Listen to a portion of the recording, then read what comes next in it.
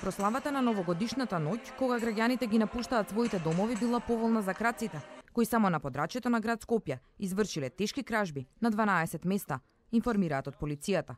По една кражба во центар и во Киселавода, 3 на подрачјето на аеродром, меѓу нив и во домот на новинарот Томислав Кежаровски. Кежаровски новогодишната ноќ ја прославиле кај пријатели, но кога дошле дома, ги пречекало ново, непријатно изненадување. Разбојникот влегол од задната врата во куќата во Скопско Ново Лисиче.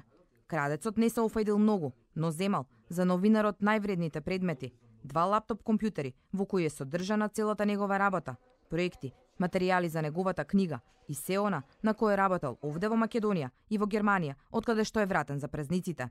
Ценејќи она што е одземано и како е одземано и каде се наоѓало. Значи, оставени се друг компјутер, оставен е таблет, кои што се можеби вредносно поскапоцени од одземените работи.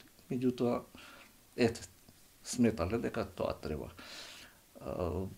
Дури е претурено во две креси каде што ние чуваме семејни документи.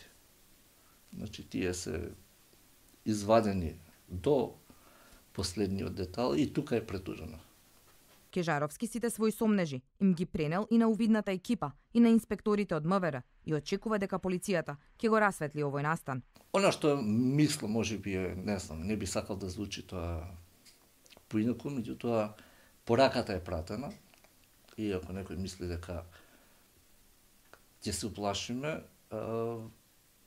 се излажал.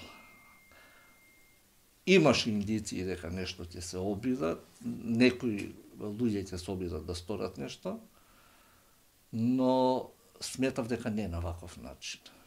Во наредните денови престои средба со припадници на Министерството за внатрешни работи, кои што треба да седнеме и да поразговараме околу сите тие работи, но да оставиме да видиме истрагата во која насока ќе ги одведе према кон сторителот.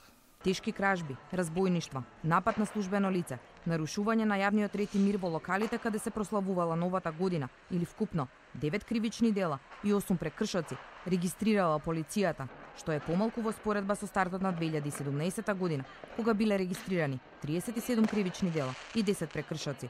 Секако дека во текот на денот и сега има пријави на некои нови кривични дела кои што ќе бидат пријавени, по кои што колегите ќе работат, меѓутоа генерално можеме да бидеме задоволни од сето она што го работевме како Министерство за внатрешни работи во периодот што беше пред празниците, пред се во делот на превенцијата.